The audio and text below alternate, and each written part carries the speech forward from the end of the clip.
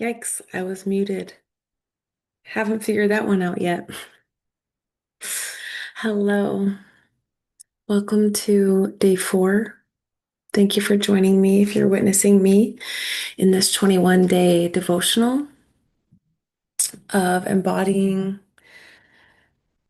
our higher self and just healing, growing, evolving, honing our intuition and our capacity to co-create with all that is. So, day 4. I'm going to be completely honest. I sped through this a little bit because it's like 10:13 at night. I've had a very, very full day and I'm just getting to this. But as I'm sinking in, I'm just appreciating the beauty of the prompts around this day because what this day is really about is alchemizing our past pains, our past traumas, our past betrayals, our past wounds, and looking at them through a lens of compassion and acceptance and understanding and appreciation. And in doing so, that becomes the alchemical process that transmutes those experiences or frequencies or densities into something that feels like more sovereignty, like more peace, like more freedom, and like more power and more truth. So I am going to just share these questions if I can technologically figure out what I'm doing with my life. I think it's this one, maybe. Well, I hope this works, but if it doesn't, I guess I'll find out. So, nonetheless, it gives me the questions. So, one of the first questions with day 4 is what identity did you create to stay safe, accepted, or successful?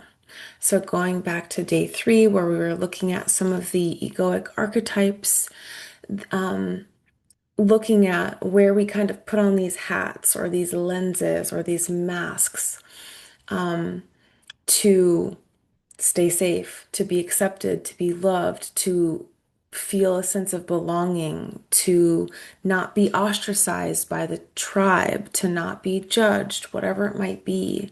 So, looking at were you a people pleaser? Was that an identity that you created? Were you an overachiever? Were you the good girl or good boy? Were you the caretaker, the peacemaker, the responsible one? There's even more that could fit into this. So, really inviting you to tune into how this shows up for you. What identity did you create effectively to stay safe, to feel a sense of acceptance and feel a sense of love? Because this is really an important survival mechanism that we do subconsciously, and especially in childhood, and we don't realize it. So, sinking into that question, what came up for me was definitely people pleaser.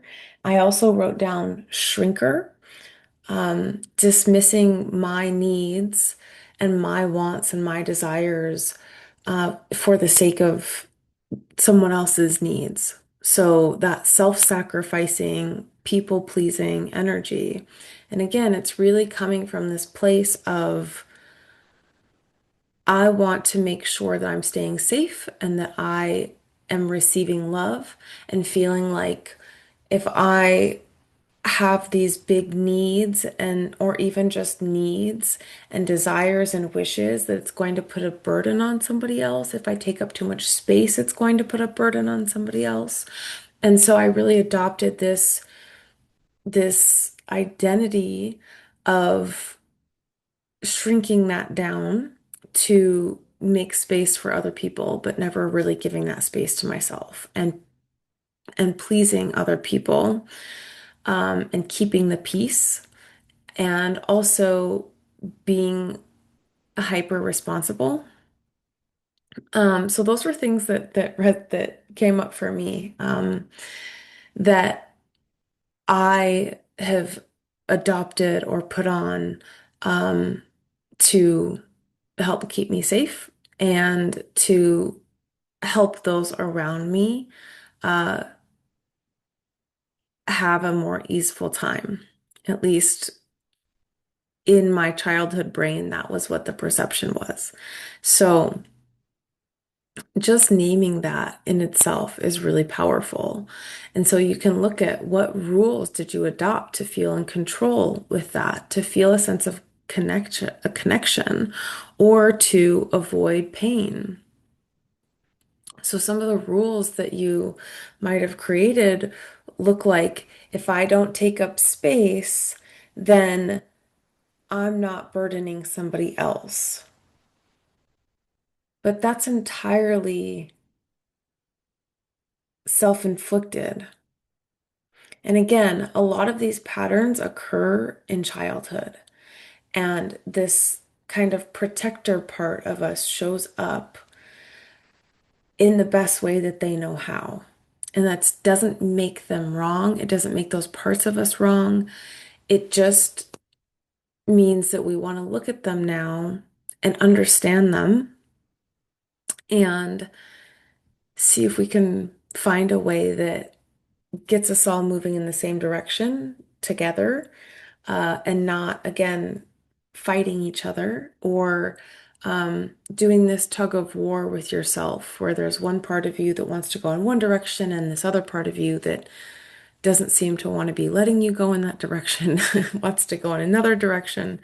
And so looking at what some of those rules are can be really helpful. Um, yeah, I actually don't think I answered that question myself. But that's one of them.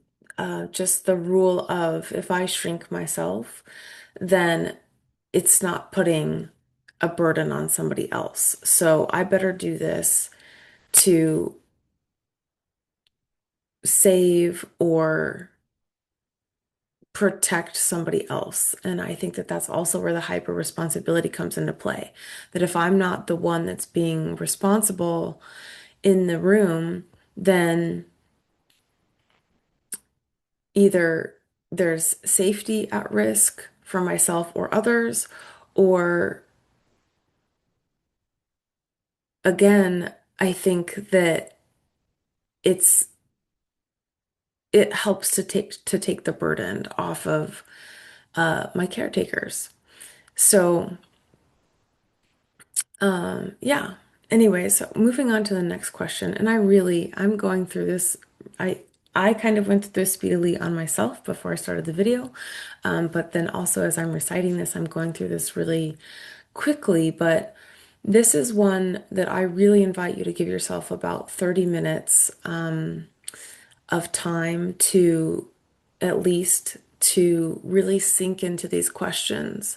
And it might even be like a fun practice, which actually comes in later in this little devotional of if you write with your non-dominant hand, uh, that kind of gives it's like you're connecting with your subconscious. So it can be easier to answer some of these questions if you're having trouble just getting there in your regular cognitive thinking mind. So just getting into a more relaxed state, a more meditative state, and asking yourself these questions and giving yourself the space for these parts of you to rise to the surface and into your awareness.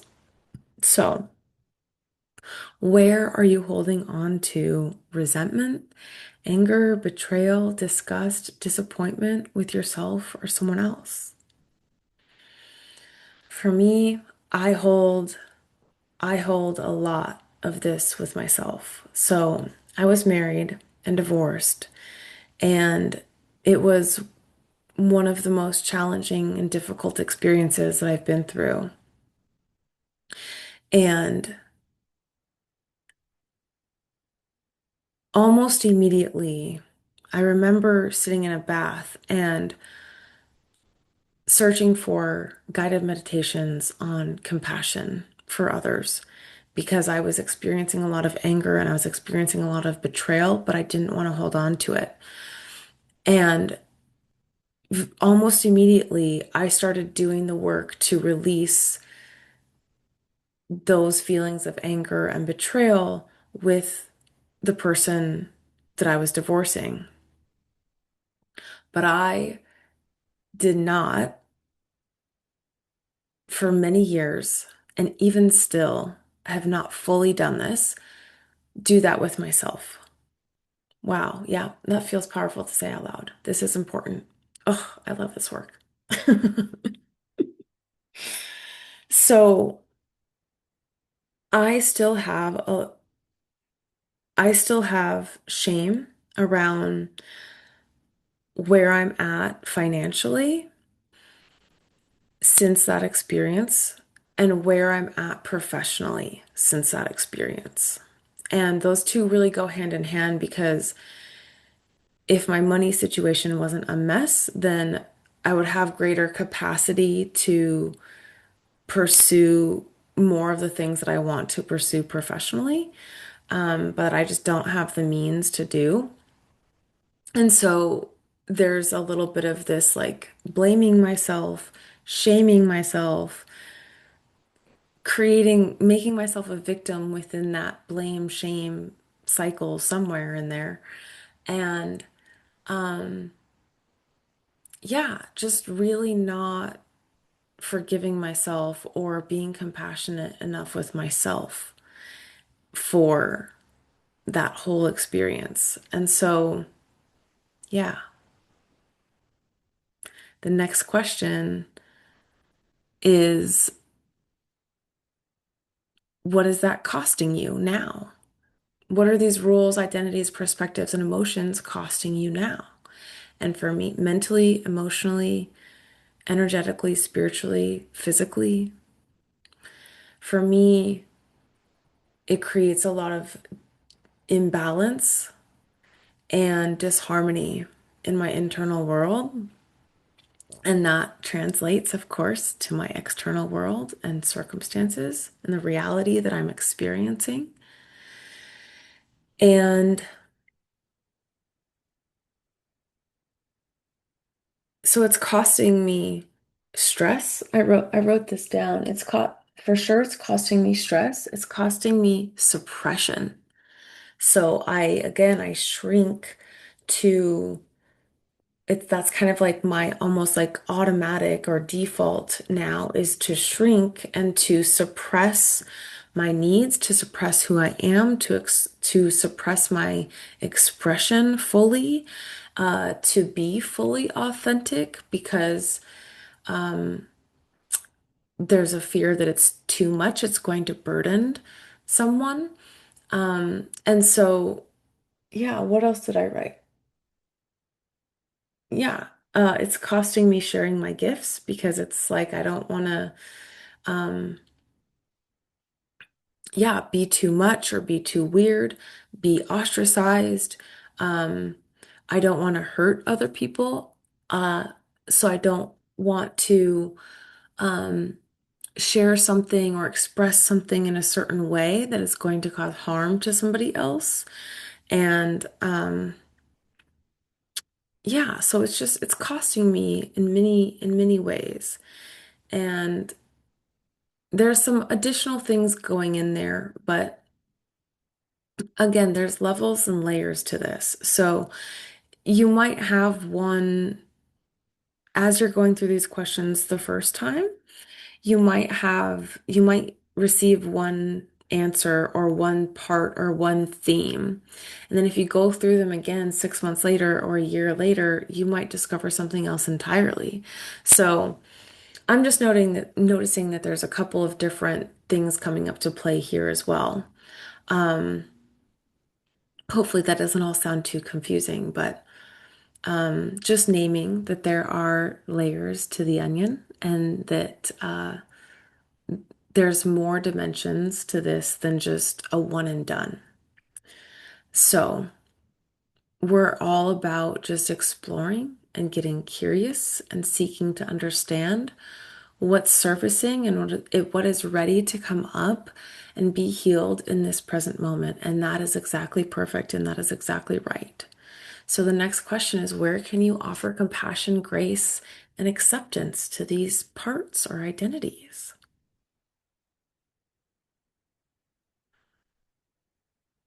And I think for me, just doing this is offering compassion and acceptance and grace because even in just sharing that little story in this moment, I'm having this clicking of like, wow, it was so easy for me to offer compassion and forgiveness and grace to somebody else, but I really have not fully done that for myself yet.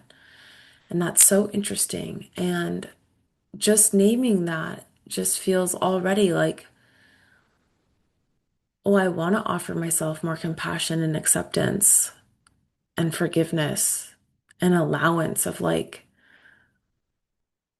that was such a hard experience. It's okay that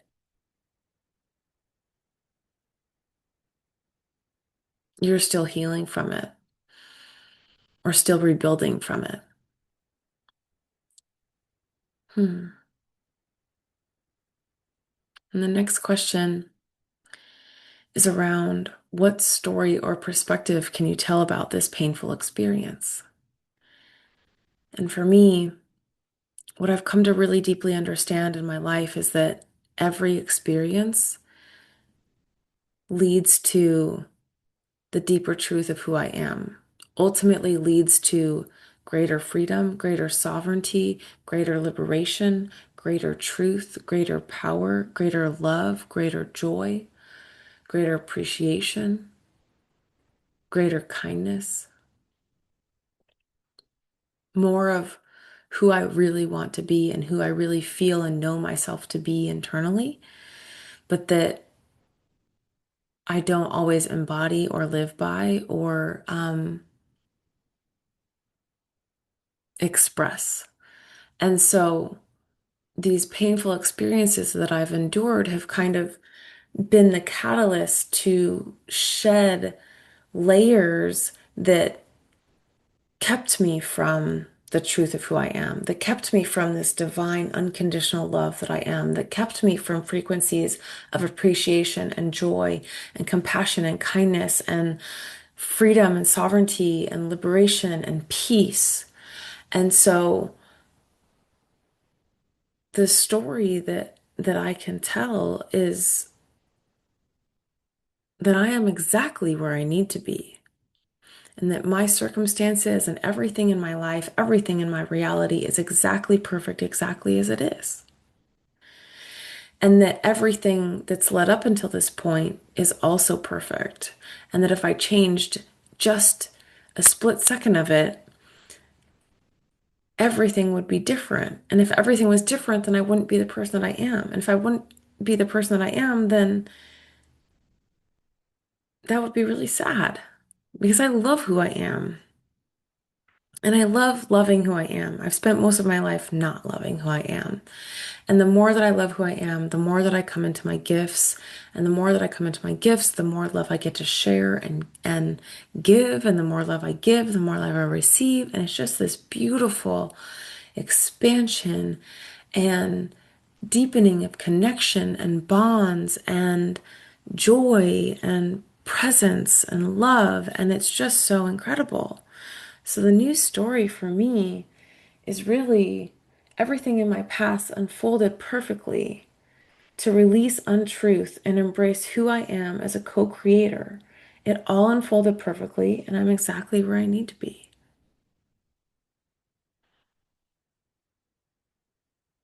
That doesn't mean it didn't hurt. That doesn't mean it didn't suck. That doesn't mean it didn't nearly break me. It doesn't mean that I didn't hit rock bottom many times. Like, oh, there's a new bottom here. Like, this is just one rock. There's a whole other layer of rock. Okay, that's interesting. So, it's not to negate these experiences, it's not to dismiss them or bypass them. We're really here to honor them and see the sacredness in the full range of the human experience and to discover what might be possible if we free up this energy and we transmute our pain body into our light body, into our freedom body, into our empowered body, into our sovereignty and our truth that is eternal, that is divine. What's possible? Because everything becomes possible. I wrote thriving in flow, a divine channel, balanced, harmony, uh, greater fulfillment, and being a greater steward, being a greater, like as a human being, being a greater steward of humanity, steward of the planet, steward of all the beings that I share this experience with. Um, not from a place of responsibility, but from a place of alignment and a place of love. And so that's really what it's all about. It's very cliche, I know, but it's the truth. Really, all you need is love. Really, love conquers all. Really, love makes the world go round. Love is the truth. Love is all there is. And so when we start being able to soften into our heart center through practicing these things like forgiveness and grace and acceptance and compassion, then our ability to embody love, to be love, to receive love, and to give love just expands and expands. And as it does, our presence expands, our peace expands, our joy expands, our appreciation for the sacredness and the preciousness of life expands. The deliciousness of it, the juiciness of it, the finite fleetingness of it becomes this um, it becomes the vehicle through which being present and enjoying and appreciating life can happen. And it's through this blending of understanding that everything that happens is sacred and there's always going to be painful experiences. We cannot escape that, but we do not have to stay stuck in those experiences, and we do not have to experience the pain as a negative, and we can actually appreciate pain, because if it weren't for the pain, then we wouldn't be able to have the experience of the joy, of the love, of the happiness. And so it's all sacred.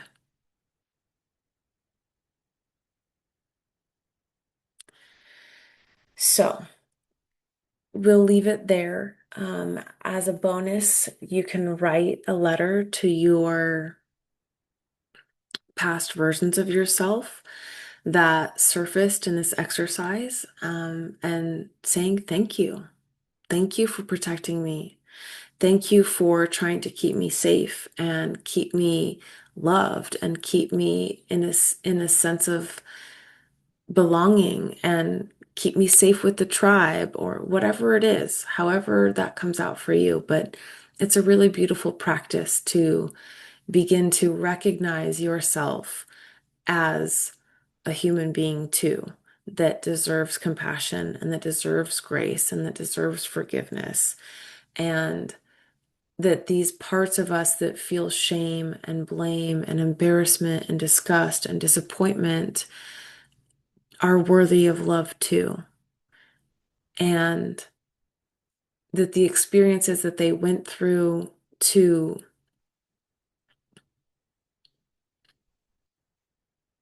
elicit those emotions or feelings um,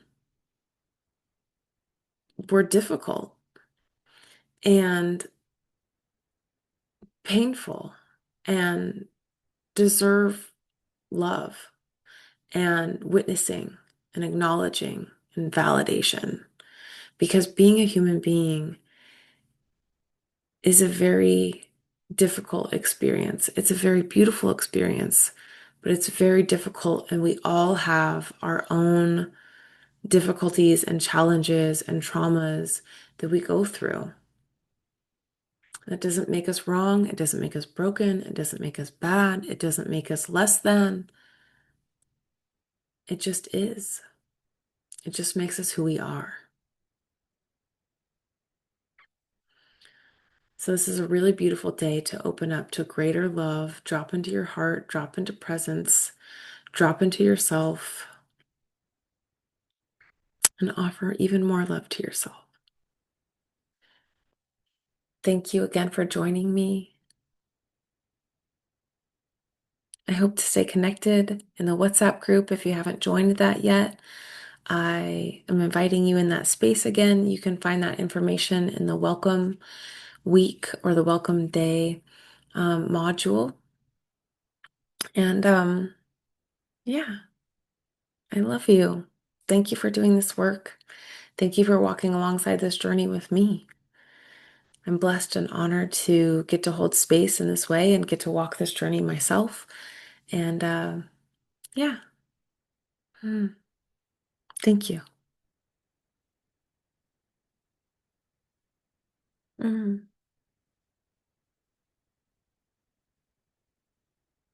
I'll see you tomorrow.